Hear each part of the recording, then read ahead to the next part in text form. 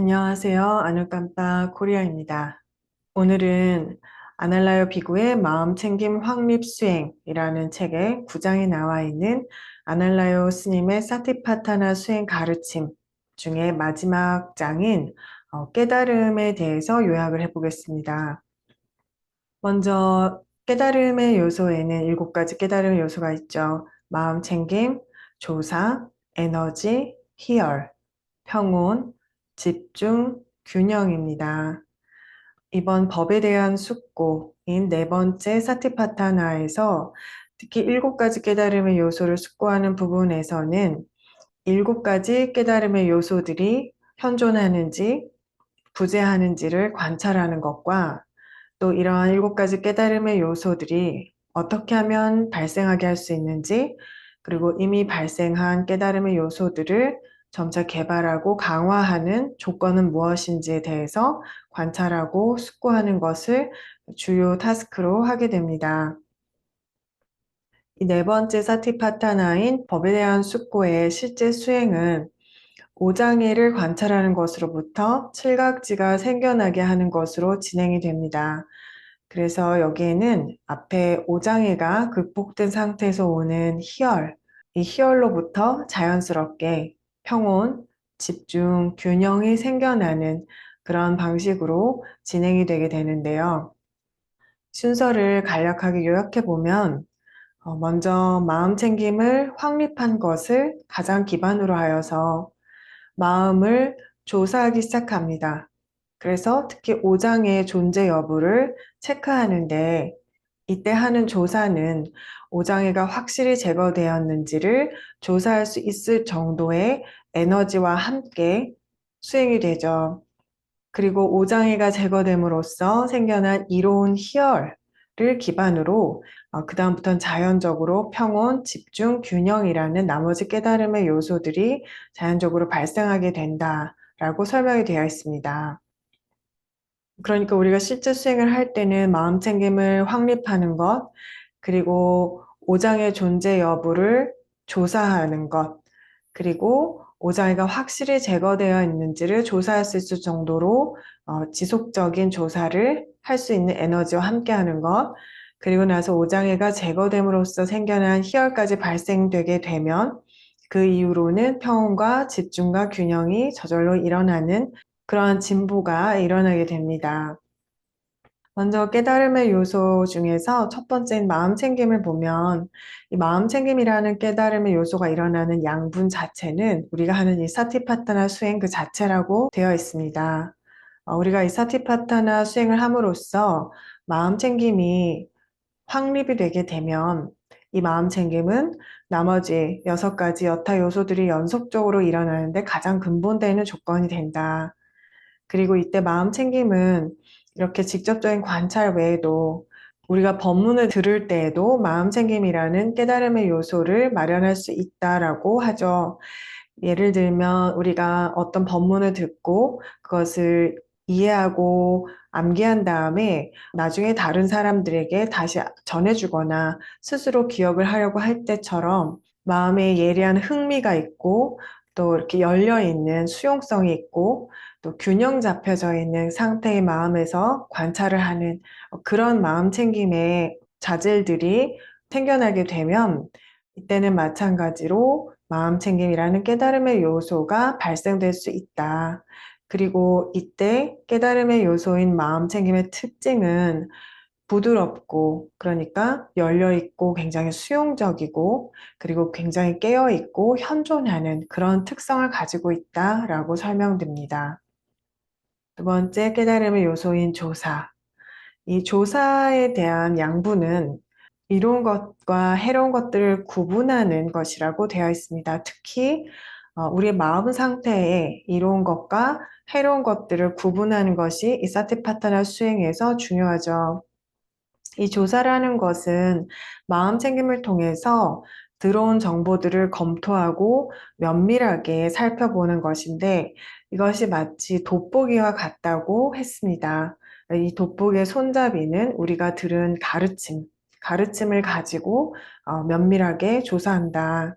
이때 우리는 호기심과 의문을 가지고 진정으로 이해하기를 바라는 그런 마음으로 조사를 할 때 그것이 깨달음의 요소인 조사가 된다. 그리고 이 조사도 마찬가지로 공식적인 명상 수행을 할 때뿐만이 아니라 가르침에 대해서 숙고하거나 학습을 하면서도 여기서 말한 그 면밀한 조사, 그리고 호기심과 의문을 가진 이해를 바라는 마음으로 하는 그 조사에서는 마찬가지로 조사라는 깨달음의 요소의 발생을 가져올 수 있다. 이렇게 설명이 됩니다. 세 번째 깨달음의 요소인 에너지. 이 에너지는 힘을 의미하는 것이 아니라, 그리고 수행을 할 때 힘을 주는 상태를 의미하는 것이 아니라 흔들림 없는 지속력이다. 그래서 우리가 활동적이고 지속적인 조사를 하게 되면 에너지라는 깨달음의 요소가 발생이 됩니다. 이 에너지라는 깨달음의 요소의 양분이 되는 것은 이로운 것과 해로운 것을 구분하는 거기에 기반한 바른 노력의 힘이라고 되어 있습니다. 우리가 이로운 것과 해로운 것이 무엇인지를 아는 혹은 들어서 아는 가르침 같은 것들에 기반하여서 바른 노력을 기울일 때, 그리고 흔들림 없는 지속력이 있는 조사를 할 때 에너지라는 깨달음의 요소가 생겨나죠. 이렇게 마음챙김을 기반으로 해서 조사를 하고 에너지가 생겨나게 되면 이것을 양분으로 그 다음 깨달음의 요소인 희열이 생겨납니다. 이때 이 희열은 감각적이지 않은 이로운 희열이라고 되어 있는데요. 이것은 앞에 수행에서 현재에 머무르는 데에서 오는 이로운 희열이 성숙되고 좀 더 발전된 것인데, 즉 장애가 없는 마음으로부터 오는 기쁨, 이러한 비세속적인 희열을 말합니다. 희열의 깨달음의 요소에 대해서는 이러한 희열이 생겨났을 때 이 기쁨에 의도적으로 주의를 더 두는 것이 중요하다. 왜냐하면 이 희열은 자연스럽게 그 뒤이어서 평온, 집중, 균형이라는 깨달음의 요소를 불러일으키기 때문입니다.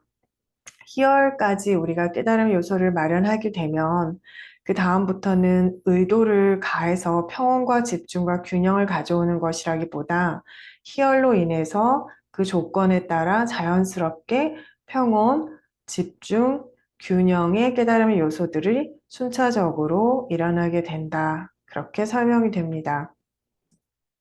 평온이라는 깨달음의 요소는 몸과 마음 두 차원에 있는 평안과 고요를 말하는데, 이 깨달음의 요소가 생겨나면 이것이 좀 더 깊은 행복이라는 그 행복감으로 진행이 되면서 집중의 요소가 생겨나죠.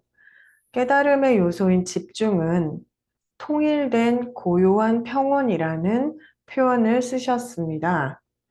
여기에서는 바른 견해가 굉장히 중요하죠. 그래서 붓다 이전에도 있었던 단지 선정이 이때 집중이라는 깨달음의 요소가 되는 것이 아니라, 즉 선정을 그대로 깨달음의 요소인 집중 혹은 팔정도의 바른 집중이다라고 하는 것이 아니라, 모아져서 넓고 통일된 고요한 평온이 바른 견해라는 조건성이라는 바른 견해와 함께하고 있는 상태를 의미한다.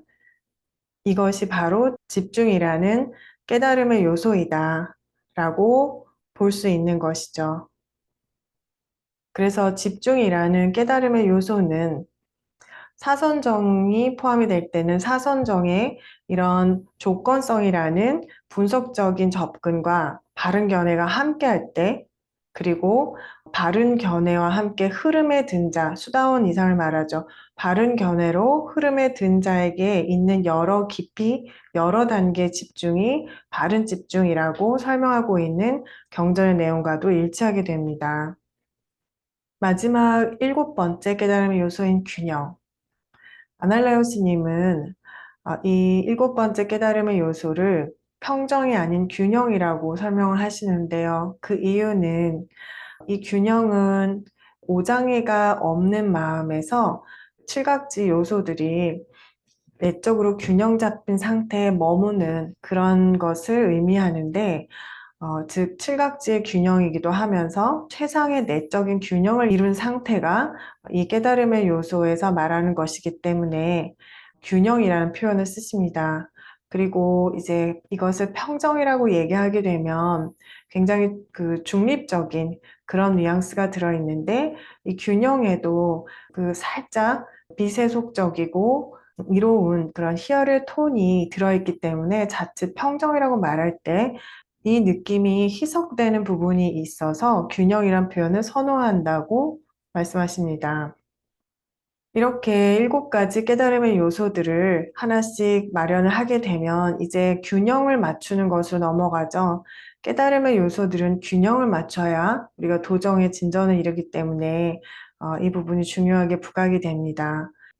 마음 상태가 나태한 쪽이면 조사, 에너지, 희열이라는 에너지를 좀 더 올려주는 그러한 요소들을 강화하도록 하고 지금 마음이 동요된 상태 쪽에 가깝다 할 때는 평온, 집중, 균형의 깨달음의 요소들을 더 강화를 해서 마음의 균형들을 맞춰 나가는 모니터링하고 조화를 이루고 균형을 맞추는 그 작업이 이 깨달음의 요소에 대한 숙고에서 중요한 워크가 됩니다.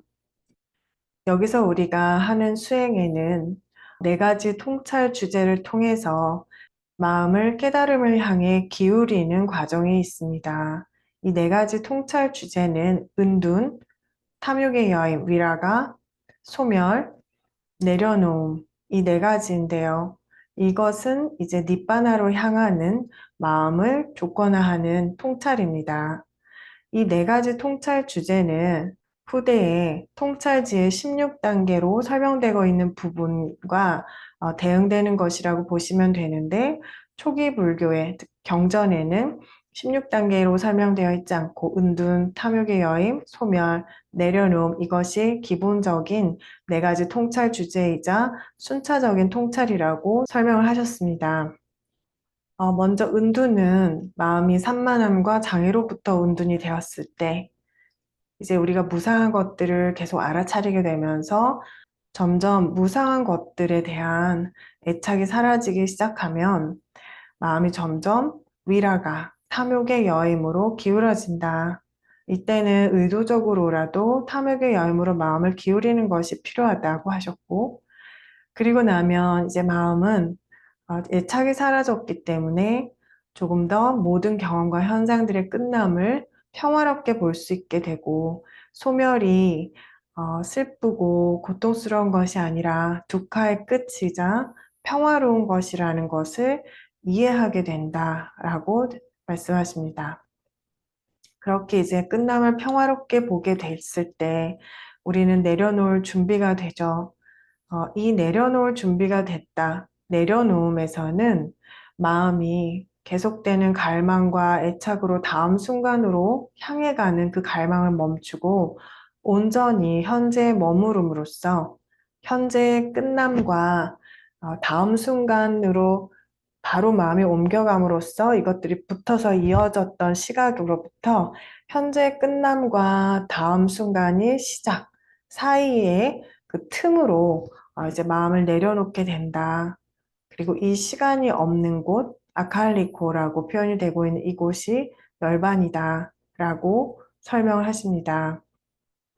이 사티파타나 수행은 제일 높은 2가지의 깨달음의 경지로까지 이르게 할 수 있다. 라고 되어 있고, 우리가 이 사티파타나 수행을 하면서 수행이 정말 제대로 되고 있는지 아닌지 우리가 기준으로 볼 수 있는 부분에 대해서는 개인적인 내면의 평화, 그리고 대인관계에서 변화들이 일어났는지 이 부분을 우리가 숙고해 볼 수 있다고 설명하십니다. 쌈유다야 숫자에 기반해서 이 4가지 사티파타나를 일상으로 가져오는 것에 현명한 주의가 중요한 점, 그리고 현명한 주의가 하는 역할에 대해서 설명을 합니다.